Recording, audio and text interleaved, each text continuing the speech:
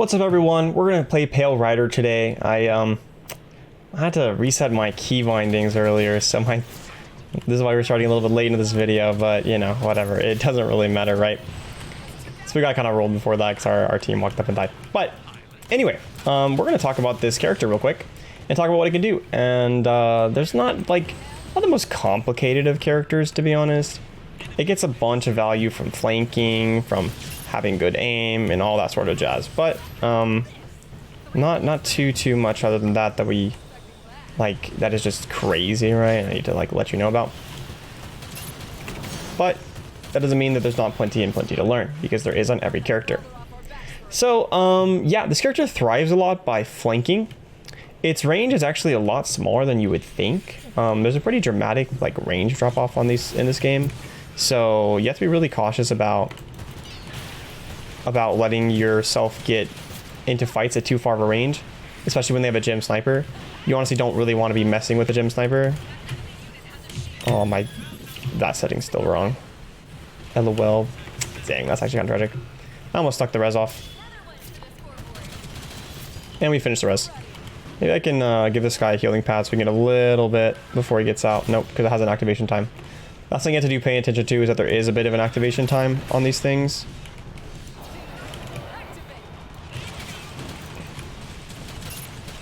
So obviously this ultimate's crazy. I'm sure you guys kind of have noticed that by now. Just the fact that you get so much extra damage is just absolutely insane. It's just like in Overwatch with Soldier 76, the ultimate was bad and it didn't even basically do anything for you. But with this character, it is just one of the best ultimates in the game. By the way, you can shoot those abilities, so while I didn't get to it in time, it's something that you should still try and do.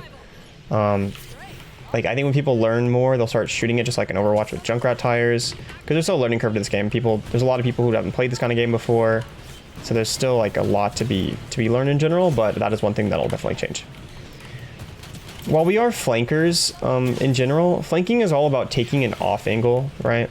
It's all about taking an angle on the enemy that you can aggress onto them and they can't hide from you, essentially, because the other angle that they would when they hide from you, your team would be able to see them from the other angle. That's what an off angle is.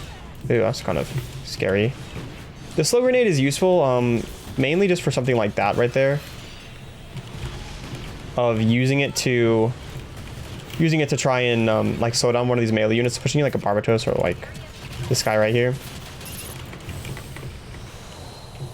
So don't really be needing to use it otherwise too much, but in that situation it is good to use like this. Just throw it down in front of you. If they keep pushing you, then they'll be able to you'll kill them. So in this little fight here, you know, it really does kind of look like I've been just standing there shooting, but something I'm really doing is focusing on taking an off angle. If you're away from your team and pressuring the enemy, you get a huge lot of value, and one of those ways to get value is literally just, you know, getting actually out shots on the enemy, right? Ouch. I should focus a bit more on using my ultimate. I was thinking of what I was talking about, so my aim went actually down went to absolutely nothing.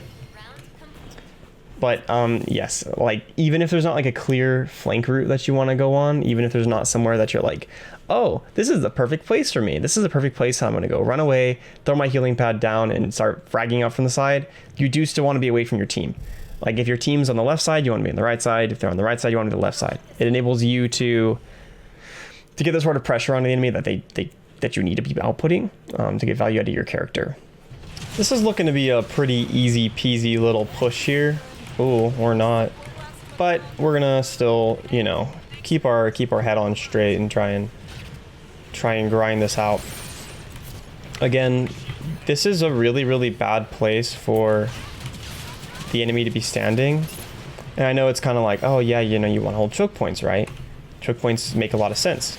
But the question is, why do they make sense and why are choke points valuable? Choke points are valuable because of how they affect these angles that I keep talking about. When you walk through a choke point, you get funneled down into one area, and the enemy has all the angles on you. So they have this angle, and then that angle, and you're always forced to walk through the choke point. meaning any sort of damage you take, you're gonna get absolutely rolled from. If they're on like one angle, for example, they can use they could, for example, like have a Sosby push into them. Your Sosby could push into them, and they only have one angle on you that's now being blocked for the most part.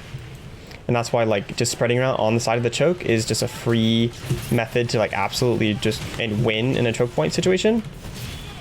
And it's why it's so valuable.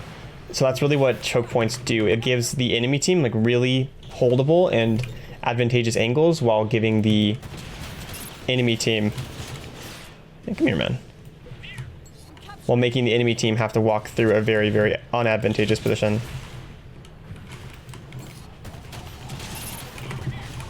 Here, man.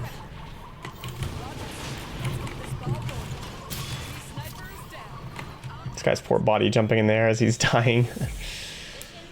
Alright guys, so we're going to finish off this little Pale Rider clip with some gameplay over here. And this is going to let me show you guys some more advantageous game understanding things you can do in Pale Rider, and also just a little bit more complicated than just, you know, standing in one spot and shooting at them as they walk through a choke, right? So basically, having control of high grounds is immensely valuable in these sort of games, just because of the fact that it makes it so it basically works like a full another angle, because of the fact that you can back off from high grounds and the enemy can't see you. So like if they're standing down there and then you back up like this, they can't really see you anymore. And it gives you a huge advantage offensively, and lets you control that fight essentially. These high grounds oftentimes also still have good sightlines too, like this one, which is just a very excellent sightline. And so let you just honestly just completely roll and control these sort of high grounds here.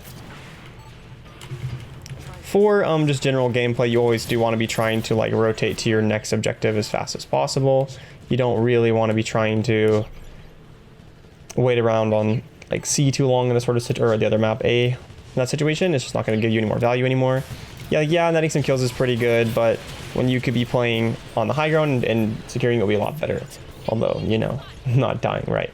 On this map, I do have to say it's a little bit exposed to be on this high ground, but that's why it's good for you to have like your teammates with you. For example, if you can hold that high ground and have a Sosby hold closer, then the Sosby can make a bunch of space for you and help you win. I'm gonna try and fight it again. I'm gonna walk up here. I'm gonna pop my health pack, and then we're gonna absolutely frag out here a little bit. I'm gonna go for a flank here. You have to be careful because the spawn is like right there. But flanking is really powerful. In that situation, as you can see, my team could not see them, other than that guy who had actually, you know, had pushed up, right? But the core of my team could not see where the enemy was.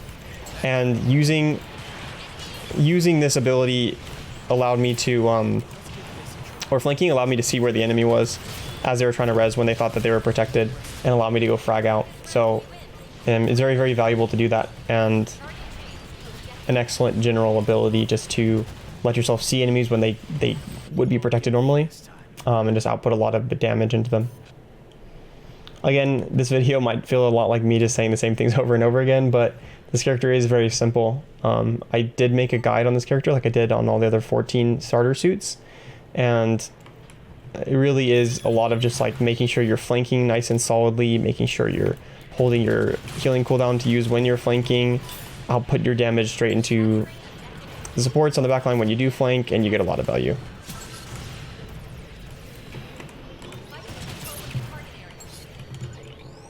You can pre-place your healing device there. It has an advantage of allowing you to like start outputting damage and not have to drop it while you're taking more damage, but you do have to be aware of like the timing of it, because if you don't do it properly, then you'll just end up taking damage when you're having to place it down still. So alright guys, so now we're continuing with this Pale Rider gameplay, just to show you guys some more about the character. So we get a nice little frag there. This character does have a very high damage output. Well, that was a little bit of a rough flank.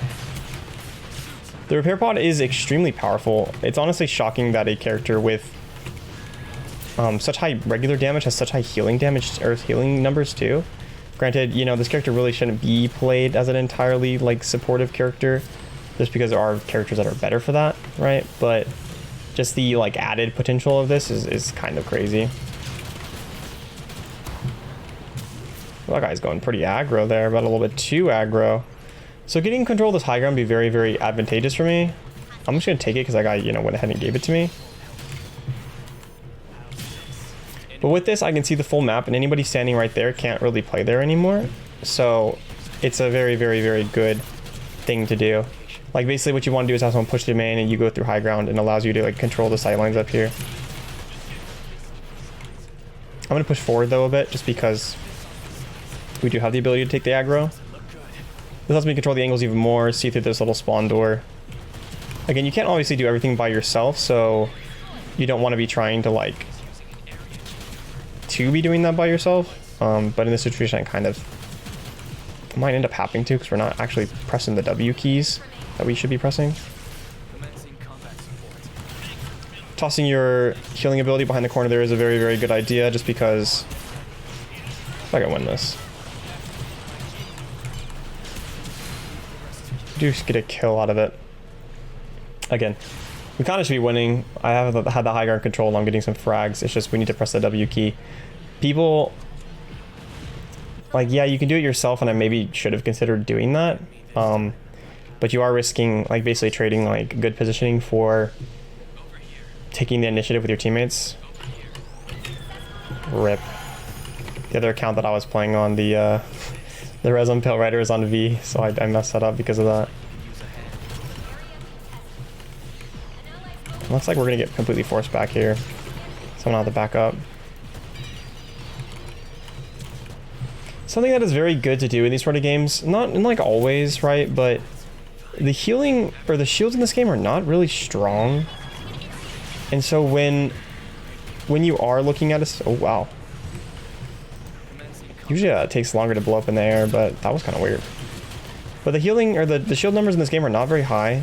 So if you just shoot them, they kind of tend to die pretty easily. Like, I know when I'm a Sazabi player and, like, people are just pounding my shield with their damage, it goes away, like, instantaneously, and I get, like, such a drastically lowered amount of value out of it. It's just about, like, you know, your team actually doing it. That killed my my res ability, or my healing device. They are very vulnerable. They don't really have a lot of HP, so if you are ever dueling with a Pale Rider, make sure you try and focus that out.